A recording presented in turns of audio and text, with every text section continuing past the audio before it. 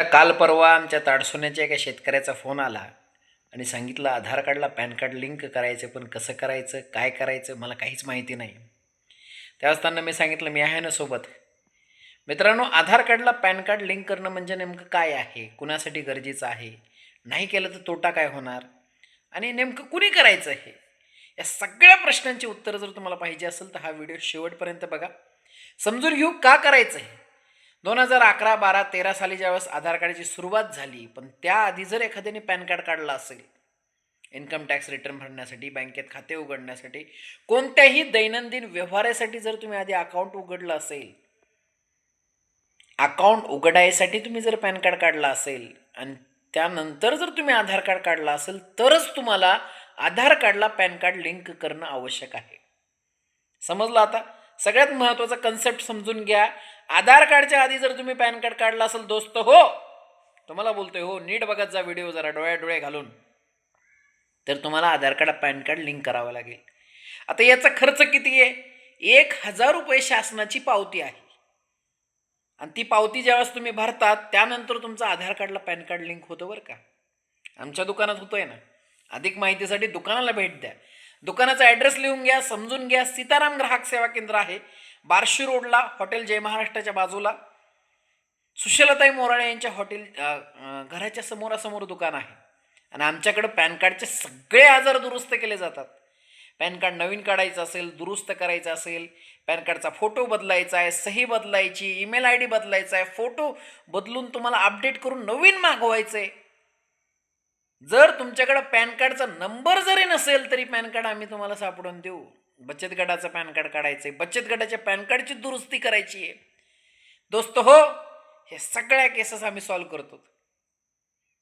आता महत्त्वाची गोष्ट आहे, पॅन कार्ड दुरुस्त नाही केलं तर काय होणार, किंवा तुम्ही जर आधार कार्डला पॅन कार्ड लिंक नाही केलं तर काय होणार. पहिला फायदा, नुकसान काय? फायदा तर काहीच नाही समजायचं.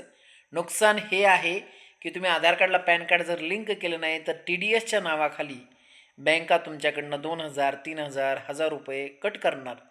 तुमची जर एखाद्या बँकेत FD असेल, RD असेल, तर तिथं ज्यावेळेस तुमची ती इंटरेस्ट रेट मिळतो त्याच्यावर TDS बँका कापायला लागतात. तुमच्या बँकेचे व्यवहार बंद पडायला लागतात. लोनच्या फॅसिलिटी बँकेकडनं ज्या मिळत असतात त्या भेटत नाहीत. त्यामुळे मित्रांनो, तुम्ही व्यावसायिक बिझनेसमॅन काही जरी करत असताल, नवीन गाडी घेतली त्याचा TDS कपात झाला असेल, कशाचा हप्ता तुम्हाला येणार असेल, तर या सगळ्या अडचणी तुम्हाला या आधार कार्डला पॅन कार्ड न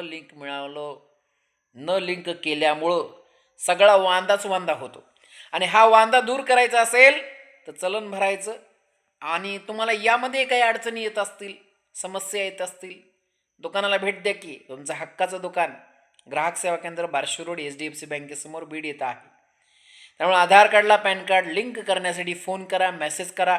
पॅन कार्डचे कोणतेही असेल अडचण म्हणतोय मी तुम्हाला, नवीन पॅन कार्ड काढायचं आहे, दुरुस्त करायचं आहे, फोटो बदलायचा आहे, सही बदलायची, ओरिजिनल मागवायचं आहे, तुम्हाला नवीन अपडेट काही करायचं असेल ते एकदा दुकानाला भेट द्या. सीताराम ग्राहक सेवा केंद्र, बार्शी रोड, HDFC बँकेसमोर बीड. आणि खरंच आधार कार्ड, पॅन कार्ड, तुमचं मतदान कार्ड, पासपोर्ट, दोस्तो हो, हे जेवढे काही डॉक्युमेंट आहेत ना, हे सगळे तुमचे सारखे असले पाहिजेत, स्पेलिंग बरोबर असले पाहिजेत, त्याच्यावरच्या तारखा बरोबर असले पाहिजेत आणि हे अपडेटसुद्धा असले पाहिजेत. लेटेस्ट फोटो, लेटेस्ट सिग्नेचर, सगळी माहिती अपडेट असली पाहिजे.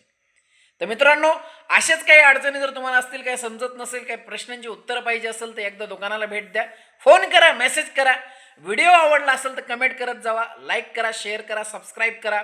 शेवटपर्यंत व्हिडिओ बघितला खरंच धन्यवाद. मंडळ आभारी आहे.